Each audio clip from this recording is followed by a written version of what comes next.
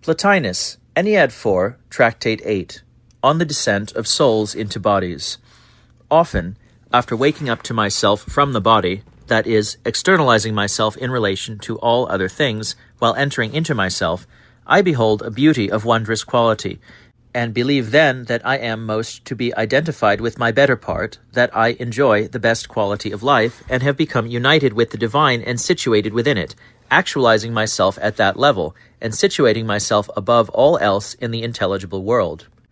Following on this repose within the divine and descending from intellect into acts of calculative reasoning, I ask myself in bewilderment, how on earth did I ever come down here, and how ever did my soul come to be enclosed in a body, being such as it has revealed itself to be, even while in a body? Of our predecessors, Heraclitus, who exhorts us to investigate this very thing, postulating the necessity of reciprocal changes from opposite states, and talking of the way up and the way down, and in change there is rest, and it is laborious always to be toiling at and being subjected to the identical tasks, has presented us with these hints, having no concern to clarify his utterance for us, indicating perhaps that we must search the answer out for ourselves, even as he discovered it by searching. Empedocles, in turn, having stated that it is the law for souls that have erred to fall down to the sensible world, and that he has descended after becoming a fugitive from the gods, entrusting myself to raving strife, has in my view revealed as much as has Pythagoras too, and his followers who have spoken enigmatically on this matter, as upon many others. In the case of Empedocles, however, there is the excuse for lack of clarity that he is writing in verse. There remains for us, then, the divine Plato, who, among many other beautiful pronouncements on the soul, has in many places in his works spoken of its arrival in this world in such a way as to arouse in us some hope of clarification on the subject. What, then, does this philosopher say? Well, it will be plain that he does not say the identical thing in every instance, so that one might easily discern his intention, but granting in all cases scant respect for the sensible world, and blaming the soul for its association with the body, he declares that the soul is in bondage, and has buried itself within it,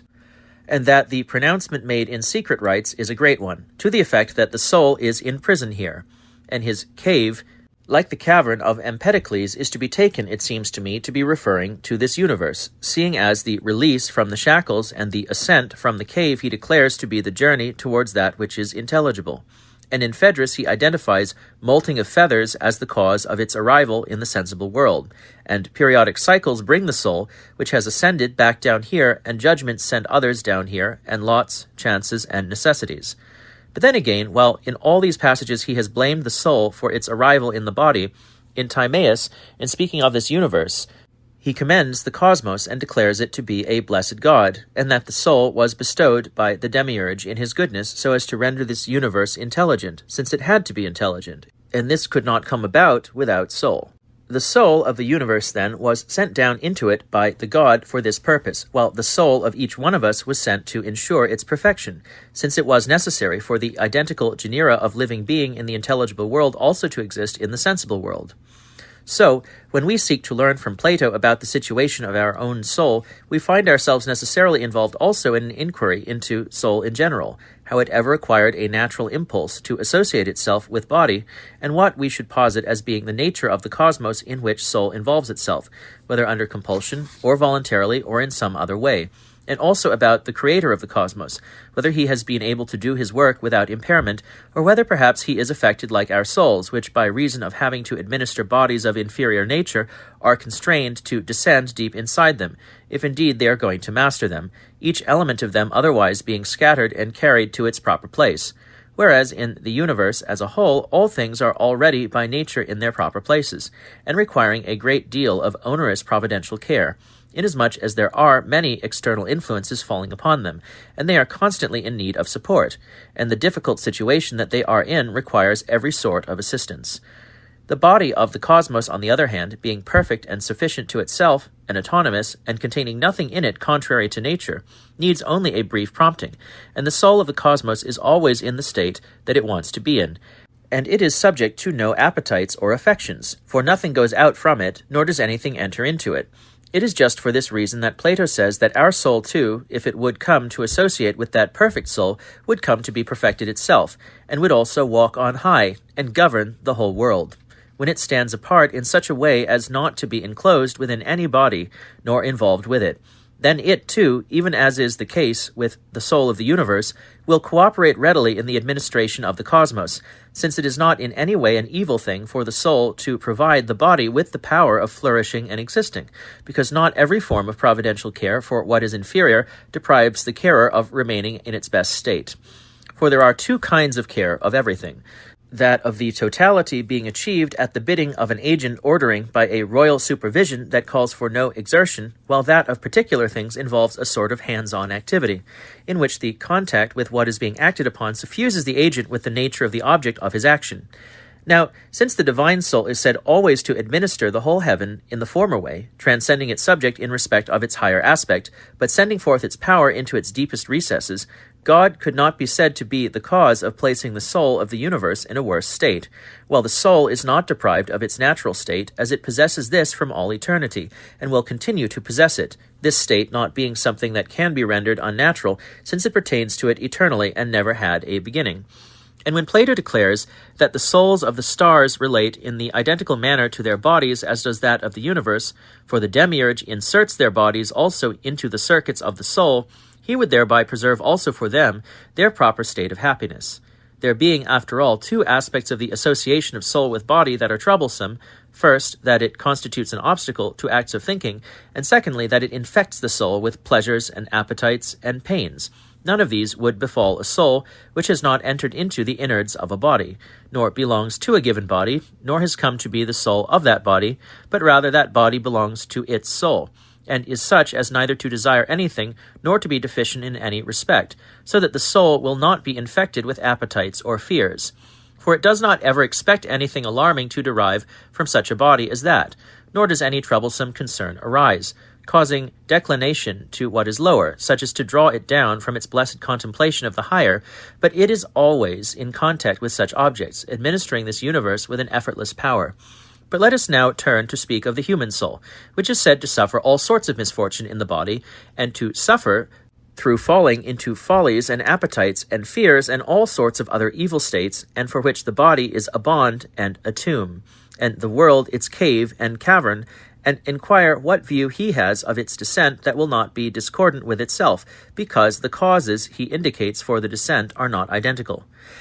So, accepting that universal intellect dwells in the place of intellection whole and entire, which we indeed posit as the intelligible cosmos, and that there are comprised within it intellectual powers and particular intellects, for it is not one only, but one and many, there are necessarily also both a multiplicity of souls and one soul, and the many distinct from the one, like species derived from one genus, some better and some worse, some more intellectually active, while others are such to a lesser extent. For indeed, there in the world of intellect we have on the one hand intellect itself embracing virtually all others, like a great living being, and on the other individual intellects, each actualizing one of those which the other embraced virtually. For example, if a city were to possess a soul embracing all the other ensouled beings within it, the soul of the city would be more perfect and more powerful, but would not preclude the other souls also being of the identical nature as it.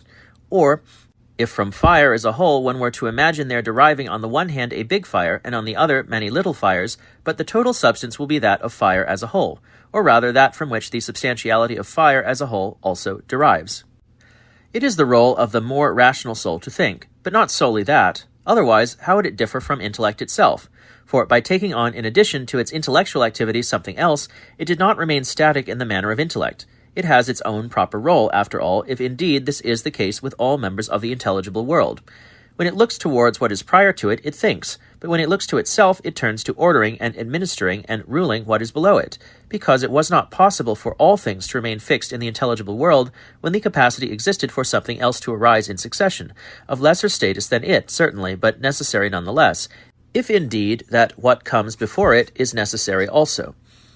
As for particular souls, they actually employ an intellectual desire in their reversion to that from which they derive, but they also possess a power directed towards this world, like a light which is attached on its upper side to the sun, but which on its lower side does not begrudge what service it can provide. They are free from care as long as they remain with universal soul in the intelligible world, while in heaven they share with the universal soul in its administration, like those who associate with a king of universal power and assist in his administration without descending themselves from the royal premises, for they are all together then in the identical place.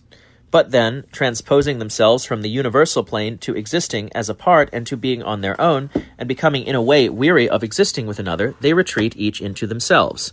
When the soul actually does this over a period of time, and shunning the totality of things and standing apart in self-distinction, it ceases to look towards the intelligible. Having become a part, it falls into isolation and weakness, and busies itself with trivialities and takes a partial view. And due to its separation from the whole, it fastens upon some individual body and shuns the rest of the totality, coming and directing itself towards that one individual. Battered as it is, in every way by the totality of things, it severs itself from the whole, and turns to administering the particular with all the trouble that involves, fastening now upon this and putting itself in thrall to externals through its presence in it, and plunging itself deep into the interior of it. It is here that befalls it the so-called molting of feathers, and its coming to be in the bounds of the body. Once it has failed of its blameless cooperation in the administration of the better alternative, which involved remaining with the universal soul. That previous situation was altogether better for it, as it was tending upwards. Consequent on its fall, then, it has been caught down here, and is in its prison, and is active at the level of sense perception, because it is impeded from the outset from activating itself intellectually, and it is said to be buried and in a cave. Whereas once it has turned itself back towards intellection, it is said to be freed from its bonds and to ascend, when it has taken its start in contemplating beings, from its exercise of recollection. For despite everything, it always retains some element of the transcendent. Souls then come to be, in a way, amphibious, as of necessity they live part of their life in the intelligible world and part of their life in the sensible world. Those who are able to connect more with intellect spending more time at the former level, while those at the contrary state, whether by nature or misfortune, are more engaged at this level. Plato actually gives a discreet hint of this when he divides in turn the contents of the second mixing bowl and makes them parts, and then declares that it is necessary that they proceed into the world of generation, since they have become parts of this sort. But if he speaks of the god sowing them, that is to be understood in the same sense as when he presents him as speaking, and in a way addressing an assembly. For his mode of procedure requires him to depict as generated and created what is eternally existent in the nature of the cosmos, for the purposes of exposition presenting in sequence things that are always becoming and things that are eternally beings. So there is no discordance between the sowing into the world of generation and the concept of descent for the perfection of the universe, the judgment and the cave, necessity and the voluntary, seeing as the necessity includes the voluntary, and the entry into body as something evil. Nor yet is there a discordance in the flight from God of Empedocles, nor the moral error on which follows the judgment, nor the respite in flight of Heraclitus, nor in general that between the voluntariness and the involuntariness of the descent. After all, every process towards the worse is involuntary, but if something goes there by its own motion, in suffering the worse it is said to suffer punishment for its actions. But when the doing and experiencing of these things becomes necessitated eternally by a law of nature, that soul which unites itself to a body in descending from a world superior to the human, accommodating itself to the needs of another, if one says that it is a god who has sent it down, one would not be in contradiction either with the truth or with oneself. For each class of things, albeit of the lowest status, even if there be many intermediate stages, is to be referred back to the principle from which it sprang. Now,